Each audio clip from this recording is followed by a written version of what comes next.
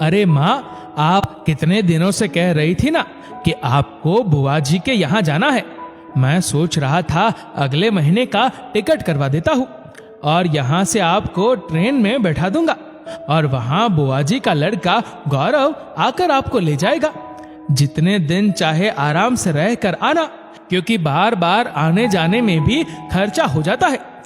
सुरेश अपनी माँ आशा जी से कहता है। आशा जी बोली, अरे नहीं बेटा, अगले महीने की टिकट मत करवाना। पता चला बहू नाराज हो जाएगी, और बहू की तो छोड़ो, मेरा पोता भी मुझसे नाराज हो जाएगा। सुरेश बोला, माँ ये क्या बात हुई? जब टिकट नहीं करवाता हूं तो आप कहती है मैं अपना फर्ज नहीं निभाता, अब करवा रहा हूं तो आप बहाने बना रही है। कहना क्या चाहती है? आशा जी बोली, अरे बेटा, अगले महीने पोते का जन्मदिन है, क्या तुम भूल गए? अगर ये बात बहू या तुम्हारे बेटे को पता चलेगी तो सोचो वो कितने नाराज होंगे। अब उसका जन्मदिन छोड़कर मैं तुम्हारी बुआ जी से मिलने जाऊं? नहीं नहीं, मैं इतनी बुरी दादी नहीं बनना चाहती। सुरेश बोला, माँ इस बार हम राहुल का जन्मदिन नहीं मनाएंगे। पिछले 2 महीने से बहुत खर्चे हो रहे हैं। भाई दूज पर आपने दीदी के घर मिठाई और कपड़े भिजवाए, फिर बुआ जी के यहाँ भी भिजवाया। अगर इसी तरह चलता रहा तो मैं तो सबका कर्जदार बन जाऊंगा। क्या आप यही चाहती है? आशा जी बोली, ऐसा क्यों कह रहे हो बेटा? सुरेश बोला, तो क्या कहूं, मेरे परिवार के प्रति भी मेरे कुछ फर्ज है। मेरी पत्नी और बच्चे मेरे लिए इतना करते हैं तो उसका भी तो मुझ पर कर्ज हुआ। पर आपकी जिम्मेदारी से फुर्सत मिले तब तो उनके प्रति अपना फर्ज निभाऊं।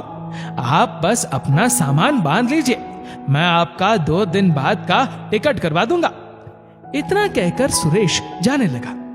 आशा जी बोली, बेटा, इंसान बैंक का कर्ज तो फिर भी चुका देता है, पर माँ का कर्ज ऐसा होता है जो कोई नहीं चुका सकता। तुमने अपने बेटे और परिवार के प्रति अपना फर्ज और कर्ज सब याद रखा। इन सब में तुम अपनी माँ को शायद कहीं भूल गए। सुरेश ने रुक कर सुना, पर पीछे मुड़कर देखा नहीं और चला गया। 2 दिन बाद आशा जी जब जा रही थी तो पोते के हाथ में बड़े प्यार से कुछ पैसे दिए और बोली, राहुल, तुम्हारी दादी के पास अब इससे ज्यादा कुछ नहीं, पर आशीर्वाद जरूर दूंगी कि ईश्वर तुम्हें अच्छा इंसान बनाए। आशा जी बहू से बोली, बहू, मेरी वजह से इस बार राहुल का जन्मदिन नहीं मनाया जाएगा। ये सोच सोच कर मेरा मन बहुत दुखी हो रहा है। राहुल बोला, पर दादी, मेरा जन्मदिन तो। सुरभि ने उसका मुंह बंद किया। बेटा, जब बड़े बात करते हैं तो छोटे को नहीं बोलना चाहिए। और मम्मी जी, आप क्यों चिंता करती है? मैं उस दिन आपके पोते को खीर पूरी बनाकर खिला दूंगी।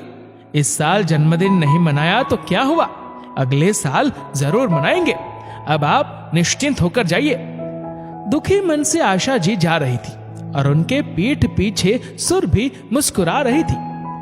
आशा जी अपने कमरे में गई तो राहुल सुरभि से बोला, मम्मी, आपने दादी को मुझे क्यों नहीं बताने दिया कि मैं अपना जन्मदिन मना रहा हूं? सुरभि बोली, बेटा, हमारी वजह से तुम्हारी दादी बुआ दादी से मिल नहीं पाती है।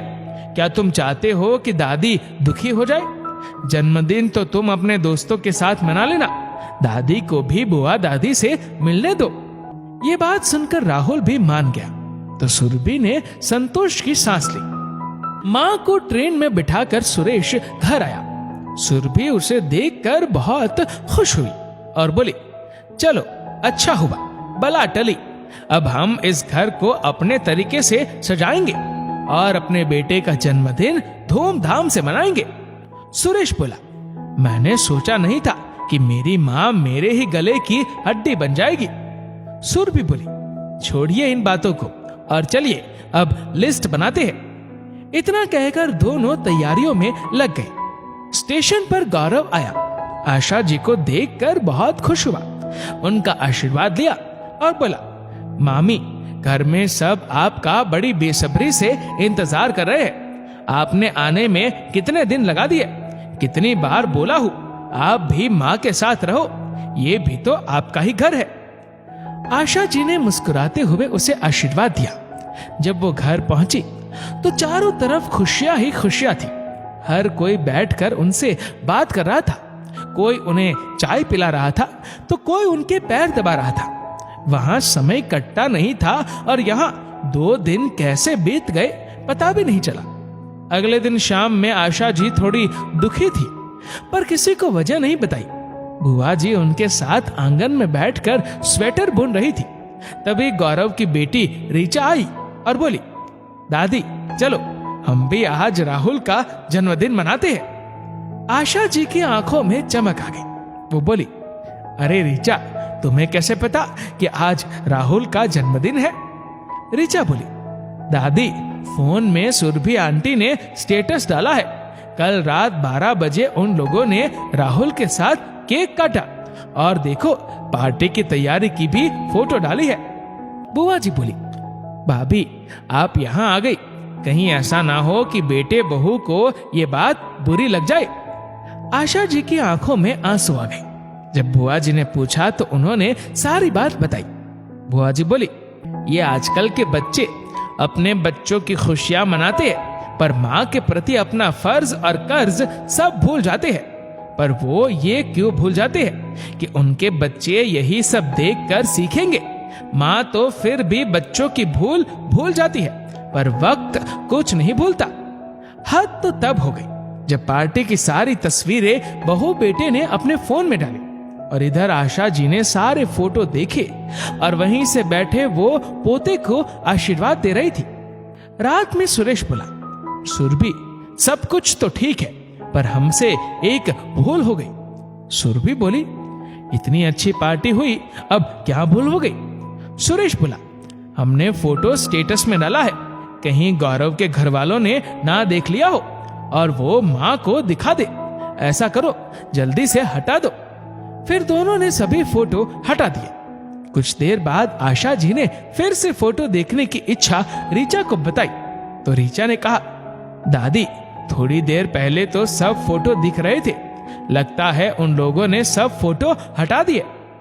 बुआ जी बोली, भाभी उन्हें लगा होगा कि कहीं आप देख न ले, रहने दीजिए, क्यों उन फोटो को देखकर अपने मन को दुखी करना। तभी गौरव आया और बोला, नहीं माँ, सुरेश को अपनी गलती का एहसास होना चाहिए कि जहां वो अपने पिता होने का फर्ज निभा रहा है, अपने माँ के प्रति अपना फर्ज कैसे भूल सकता है। रुकिए मामी, मैं फोन लगाता हूँ और आप अपने तरीके से बात कीजिए। आप घबराइए नहीं, बच्चे चाहे जितने भी बड़े क्यों ना हो जाए, माँ के सामने छोटे ही रहते हैं। जिस तरह से बचपन में आप हमारी गलतियों के लिए हमारे कान खींचती थी, आप भी उसे बताइए कि आप उसकी माँ हैं। गौरव ने फोन लगाकर आशा जी को दिया। आशा जी ने स्पीकर ऑन करके सबके सामने बात की। सुरेश बोला, क्या बात है माँ, इतनी रात गए आपने फोन किया, सब ठीक तो है? आशा जी बोली, मैंने राहुल को जन्मदिन की बधाई देने के लिए फोन किया है। सुरेश बोला, माँ जब जन्मदिन मनाया ही नहीं तो वो इतनी रात को क्यों जगेगा, वो तो सो गया। आशा जी बोली, बेटा बच्चे जब बड़े हो जाते हैं तो खुद को बहुत सयाना समझते हैं। वो सोचते हैं माँ बाप से बड़ी आसानी से हम अपनी चोरी छुपा लेंगे, पर कोई बात नहीं बेटा, मैं भी तो तुम्हारी माँ हूं। सुरेश बोला, आप कहना क्या चाहती है, साफ साफ कहिए।